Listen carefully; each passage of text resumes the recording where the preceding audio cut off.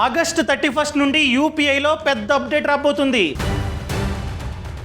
ఈ అప్డేట్ వలన మనకే చాలా లాభం. ఈ అప్డేట్ ఏంటో మీకు అర్థం కావాలంటే ఈ వీడియోని లాస్ట్ వరకు చూడండి. అంతేకాకుండా ఇంతవరకు ఈ ఛానల్ని సబ్స్క్రైబ్ చేసుకోకపోతే ఇప్పుడే సబ్స్క్రైబ్ చేసుకోండి. నేను మీ కౌశిక్ మరిడి. సో మనం యూపీఐ నుంచి డబ్బులు ఎలా పే చేస్తూ ఉంటామండి? ముందుగా క్యూఆర్ కోడ్ని స్కాన్ చేస్తాం. స్కాన్ చేసి అమౌంట్ని ఎంటర్ చేస్తాం. ఆ తర్వాత బ్యాంక్ అకౌంట్ని చూస్ చేసుకుంటాం. ఒక్కొక్కరికి 3-4 బ్యాంక్ అకౌంట్స్ ఉంటాయి. నచ్చిన బ్యాంక్ అకౌంట్ని చూస్ చేసుకుని వాళ్ళైతే డబ్బులు పే చేస్తూ ఉంటారు. లేదా ఒకవేళ మీ దగ్గర రూపే క్రెడిట్ కార్డు ఉండి ఆ రూపే క్రెడిట్ కార్డ్ని మీరు కనుక యూపీఐకి లింక్ చేసుకుంటే సెకండ్ ఆప్షన్ కనిపిస్తుంది. బ్యాంక్ అకౌంట్స్ తో పాటు క్రెడిట్ కార్డ్ని కింద అయితే చూపిస్తుంది. మనం కావాలంటే ఆ రూపే క్రెడిట్ కార్డ్ నుండి పే చేసుకోవచ్చు. సో ఇన్ని రోజులు 2 ఆప్షన్లు మాత్రమే ఉన్నాయి యూపీఐ నుంచి డబ్బులు కట్టడానికి. కానీ ఆగస్టు 31 నుండి 3వ ఆప్షన్ రాబోతుంది. దాని పేరే క్రెడిట్ లైన్. అంటే ఏంటండి? ఫర్ ఎగ్జాంపుల్, మీరు బ్యాంక్ వెళ్ళి మీ గోల్డ్నో, ఎఫ్డినో, షేర్స్నో, బాండ్స్నో, మ్యూచువల్ ఫండ్స్నో సెక్యూరిటీగా పెట్టి లోన్ తీసుకున్నారు. ఆ లోన్ అమౌంట్ని ఇక్కడ నుండి మీరైతే యూపీఐ ద్వారా పే చేయొచ్చు. అర్థం కాలేదా? క్లియర్గా చెప్తా ఈ వీడియోలో. సో ఈ సర్క్యులర్ని ఎన్పిసిఐ 10th జూలై నాడు తీసుకొచ్చింది. సో ఈ గైడ్ లైన్స్ అనేవి ఆగస్టు 31 నుండి అమల్లోకి రాబోతున్నాయి. సో బ్యాంకులు, యూపీఐ యాప్స్ ప్రతిదీ ఈ గైడ్ లైన్స్ని పాటించాల్సిందే. ఒకవేళ మీకు కనుక క్రెడిట్ లైన్ అంటే ఏంటో అర్థం కాకపోతే ఇప్పుడు చెప్తా. 1 by 1 నేనైతే ఎక్స్ప్లెయిన్ చేస్తానండి. సో ఫస్ట్ వన్ చూసుకున్నట్లయితే గోల్డ్. ఎగ్జాంపుల్గా మీరు స్టేట్ బ్యాంక్ ఆఫ్ ఇండియాకి వెళ్ళి మీ బంగారాన్ని తాకట్టు పెట్టారు. బంగారం విలువ 2 లక్షలు. సో ఎస్బీఐ బ్యాంక్ ఏం చేస్తుంది? ఎంత విలువైన బంగారాన్ని మీరు తాకట్టు పెట్టారో దాంట్లో 80% 75% లోన్ని మీకైతే శాంక్షన్ చేస్తుంది. సో 2 lakhsలో 75% అంటే 1,50,000. సో 1,50,000 లోను శాంక్షన్ అవుతుంది. ఇన్ని రోజులు ఏం జరిగేది? ఈ 1,50,000ని మన బ్యాంక్ అకౌంట్లో వేసేది ఈ బ్యాంకు. కానీ ఆగస్టు 31 నుండి మనం అడిగితే, మళ్ళీ చెప్తున్నా, మనం అడగాలి, సార్ నాకు క్రెడిట్ లైన్ కావాలి అని అడిగితే మేబీ ఒకవేళ మీ ప్రొఫైల్ మంచిగా ఉంటే 100% క్రెడిట్ లైన్కి ఇస్తుంది. అంటే 1,50,000లో 1,50,000 క్రెడిట్ లైన్కి ఇస్తుంది. దాన్ని యూపీఐ నుండి మీరైతే యూజ్ చేసుకోవచ్చు నచ్చినప్పుడు. ఒకవేళ మీ ప్రొఫైల్ మంచిగా లేదనుకోండి, బ్యాంక్ ఏం చేస్తుందంటే, బ్యాంక్ ఇష్టం, సో 90,000 ఇది వరకట్లాగా అనగా ప్రెజెంట్ లాగా మీ బ్యాంక్ అకౌంట్లో వేస్తుంది లోను.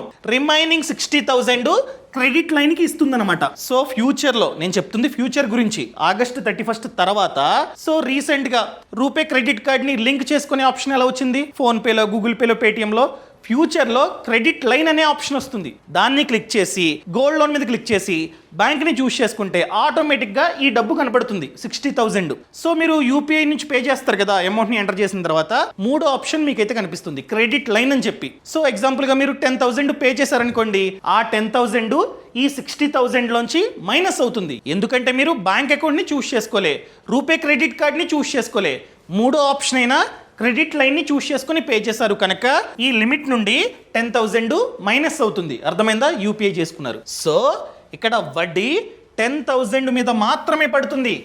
అర్థమైందండి? ఎంతైతే క్రెడిట్ లైను శాంక్షన్ అయిందో, ఇదిగోండి మీకు మళ్ళీ చూపిస్తున్నా, ఎంతైతే క్రెడిట్ లైను బ్యాంకు ఇచ్చిందో దాని మీద వడ్డీ పడదు. ఎందుకంటే ఇది kind of pre approved loan.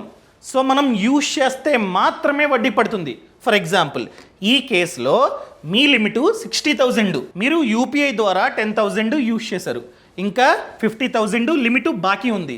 మీరు 10,000 యూజ్ చేశారు కనుక ఈ 10,000 మీదే వడ్డీ పడుతుంది. అర్థమైందండి? ఎప్పుడైతే బ్యాంకుకి ఈ 10,000 ప్లస్ వడ్డీ కట్టేస్తారో మళ్ళీ మీ లిమిట్ 60,000 అవుతుంది. అలా ఎన్నిసార్లు కావాలంటే అన్నిసార్లు యూపీఐ ద్వారా మీరైతే పే చేసుకోవచ్చు ఈ క్రెడిట్ లైన్ ద్వారా. అర్థమైందండి? మీరు పే చేస్తుంది గోల్డ్ లోన్ అమౌంట్, మీరు ఎంతైతే యూజ్ చేస్తారో అంతకే వడ్డీ పడుతుంది. రిమైనింగ్ బ్యాలెన్స్ మీద ₹1 కూడా వడ్డీ అన్నది పడదు. ఫ్యూచర్లో ఈ ఆప్షన్ రాబోతుంది. ఒకవేళ బ్యాంకు మనకి కనుక క్రెడిట్ లైన్ని ఇస్తే మీరు యూపీఐ యాప్ని ఓపెన్ చేసి లింక్ చేసుకోవాలి ఈ లోన్ని. అర్థమైందండి? అప్పటి నుండి 3వ ఆప్షన్ మీకైతే కనిపిస్తుంది. క్లియర్? ఇంకా నెక్స్ట్ వన్ చూద్దామండి. Loan against FD. For example, మీరు ఎస్బీఐ బ్యాంక్లో 5 lakhs ఎఫ్డి చేశారండి. సో ఇప్పుడు మీకు లోన్ కావాలి. సో మీరు ఏం చేయొచ్చు, బ్యాంక్ వెళ్ళి సార్ నేను ఆల్రెడీ మీ బ్యాంకులో 5 lakhs ఎఫ్డి చేశా, దాన్ని సెక్యూరిటీగా పెట్టుకొని నాకు లోన్ ఇవ్వండి అని అడిగితే ఇస్తుంది బ్యాంకు. ఎంత ఇస్తుంది, ఎంతైతే మీరు ఎఫ్డి చేశారో దాంట్లో 90% 80% లోన్ రూపంలో మీకు అయితే ఇస్తుంది. ఫర్ ఎగ్జాంపుల్ మీ బ్యాంకు 80% ఇస్తా అని చెప్పింది. సో 5 lakhs మీరైతే ఎఫ్డి చేశారు ఇంతకుముందు. 5 lakhsలో 80% అంటే 4 lakhs. సో లోను 4 lakhs మీకైతే శాంక్షన్ అయింది. ఇన్ని రోజులు ఈ 4 lakhsని మనకి ఇచ్చేవారు, అనగా మన బ్యాంక్ అకౌంట్లో వేసేవారు. కానీ August 31st నుండి మీరు అడగొచ్చు, సార్ మొత్తం నా బ్యాంక్ అకౌంట్లో వేయొద్దు, ఒక 2 lakhs మీరు కావాలంటే నా బ్యాంక్ అకౌంట్లో వేయండి, ఒక 2 lakhs నాకు క్రెడిట్ లైన్ని ఇవ్వండి అని అడగొచ్చు. క్రెడిట్ లైన్గా ఇస్తే అడ్వాంటేజ్ ఏంటంటే మనం ఎంతైతే యూజ్ చేస్తామో దాని మీద మాత్రమే వడ్డీ పడుతుంది, కానీ దీని మీద కంప్లీట్గా వడ్డీ పడుతుంది. కానీ క్రెడిట్ లైన్లో మనం ఎంతైతే యూపీఐ ద్వారా యూజ్ చేస్తామో అంత మీదే వడ్డీ పడుతుంది. ఎగ్జాంపుల్గా మీరు ఫోన్పే ద్వారా క్రెడిట్ లైన్ నుండి ఒక 50,000ని మీరైతే వాడుకున్నారు, ఈ 50,000 మీద మాత్రమే వడ్డీ పడుతుంది. నెక్స్ట్ డే ఇంకొక 10,000ని మీరైతే వాడుకున్నారు, ఈ 10,000 మీద కూడా వడ్డీ అనేది పడుతుంది. ఒకవేళ మీరు ఒకేసారి ఈ 60,000ని కట్టేశారనుకోండి, మళ్ళీ క్రెడిట్ లైన్ 2 lakh అయిపోతుంది. క్లియర్, అర్థమైందా?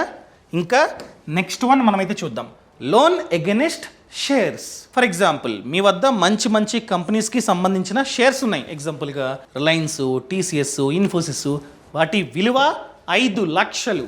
మీరు కావాలంటే మీ షేర్స్ని బ్యాంక్లో సెక్యూరిటీగా పెట్టి లోన్ తీసుకోవచ్చు. ఎస్, ఫర్ ఎగ్జాంపుల్ మీ షేర్స్ విలువ 5 lakhs, ఈ షేర్స్ని మీరైతే బ్యాంక్లో సెక్యూరిటీగా పెట్టుకుందాం అనుకున్నారు. సో అప్పుడు బ్యాంక్ ఏమంటుంది, 100% మేమైతే లోన్ ఇవ్వము.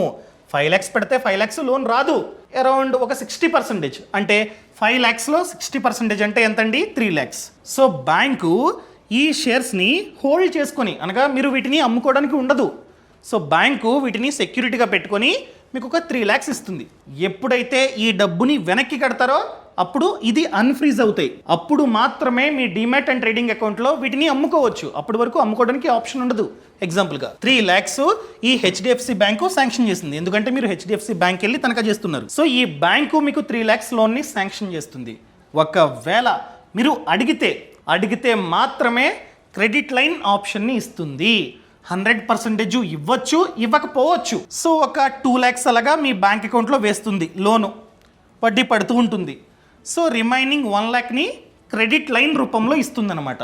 సో మీరు గోయింగ్ ఫార్వర్డ్ మీ యూపీఐ యాప్లో ఈ ఆప్షన్ని, అనగా క్రెడిట్ లైన్ అనే ఆప్షన్ని ఎనేబుల్ చేసుకొని మీరైతే పే చేసుకోవచ్చు. ఎగ్జాంపుల్గా 20,000 మీరైతే యూపీఐ చేశారనుకోండి, దాని మీద మాత్రమే వడ్డీ పడుతుంది, మొత్తం అమౌంట్ మీద వడ్డీ అన్నది పడదు. సేమ్ అదేవిధంగా నెక్స్ట్ వన్, బాండ్స్. మీ దగ్గర బాండ్స్ ఉన్నాయి, 10 lakhs విలువైన సౌరిన్ గోల్డ్ బాండ్స్ ఉన్నాయి, ఆర్బీఐకి సంబంధించినవి. సో ఆ బాండ్స్ని మీరు ఏదైనా బ్యాంక్ వెళ్ళి సెక్యూరిటీగా పెట్టి లోన్ తీసుకోవచ్చు. ఎగ్జాంపుల్గా ఐసిఐసిఐ బ్యాంక్ వెళ్ళారు, 100% లోన్ మీకైతే రాదు, ఒక 60% లోన్ని శాంక్షన్ చేస్తుంది ఈ బ్యాంక్. సో 10 lakhsలో 60% అంటే 6 lakhs. మళ్ళీ మీరు అడిగితే అప్పుడు మాత్రమే క్రెడిట్ లైన్, లేకపోతే ఈ 6 lakhsని మీ బ్యాంక్ అకౌంట్లో వేస్తుంది. ఎగ్జాంపుల్గా ఒక 5 lakhs అకౌంట్లో 1,00,000 credit line. So August 31st తర్వాత మీరు యూపీఐ యాప్లో క్రెడిట్ లైన్ని ఎనేబుల్ చేసుకొని దీన్ని లింక్ చేసుకొని పేమెంట్ చేసుకోవచ్చు. ఎంతైతే యూపీఐ చేసుకున్నారో అంతకే వడ్డీ పడుతుంది. క్లియర్? ఇంకా next one, loan against property. చాలామంది వాళ్ళ ఇంటిని, పొలాన్ని తనఖా పెట్టి, అనగా బ్యాంకులో సెక్యూరిటీగా పెట్టి లోన్ తీసుకుంటూ ఉంటారు. సేమ్ ప్రాసెస్ అండి. సో బ్యాంకు 100% లోన్ ఇవ్వదు. ఎగ్జాంపుల్గా 2 BHK, దాని విలువ 60 lakhs, కానీ 60 lakhs మీకైతే లోన్ రాదు. ఎగ్జాంపుల్గా 30 lakhs ఇచ్చింది అనుకుందాం, మళ్ళీ 2 ఆప్షన్లు, మీరు అడిగితే దీన్ని ఎనేబుల్ చేస్తుంది బ్యాంక్, లేకపోతే డైరెక్ట్గా మీ బ్యాంక్ అకౌంట్లో వేస్తుంది. దీన్ని మీరైతే యూపీఐ నుండి పే చేసుకోవచ్చు. ఇంకా నెక్స్ట్ వన్, ఇది చాలా బాగా యూజ్ అవుతుంది, ఎవరైతే వ్యాపారాలు చేస్తూ ఉంటారో వాళ్ళకి చాలా బాగా యూజ్ అవుతుంది. ఎగ్జాంపుల్గా మీరు వ్యాపారం చేస్తున్నారు, మీరు టర్మ్ లోన్కి అప్లై చేశారు, ఒక 5 lakhsకి అప్లై చేశారు. సో బ్యాంకు మీ బిజినెస్, మీ ప్రాఫిట్ అండ్ లాస్ అకౌంట్, మీ బ్యాలెన్స్ షీటు అంతా చెక్ చేసి మీకు 5 lakhs లోన్ని శాంక్షన్ చేస్తుంది. సో ఇన్ని రోజులు ఈ 5 lakhs మన బ్యాంక్ అకౌంట్లో పడేది యూజ్ చేసేవాళ్ళం. సో డే 1 నుండి వడ్డీ పడుతుంది, ఎందుకంటే డైరెక్ట్గా వేస్తారు, సో దాని మీద వడ్డీ కట్టాల్సిందే. కానీ ఇక నుండి ఓడి ఎలా వర్క్ అవుతుందో సేమ్ అదే విధంగా క్రెడిట్ లైన్ కూడా వర్క్ అవుతుంది. ఒకవేళ మీ ప్రొఫైల్ బాగుంటే 5 lakhs క్రెడిట్ లైనే, ఎప్పుడు కావాలంటే అప్పుడు మీరు యూపీఐ ద్వారా యూజ్ చేసుకోవచ్చు. ఎంతైతే యూజ్ చేశారో అంతకే వడ్డీ పడుతుంది. డే 1 నుండి ఫుల్ అమౌంట్ మీద వడ్డీ పడదు.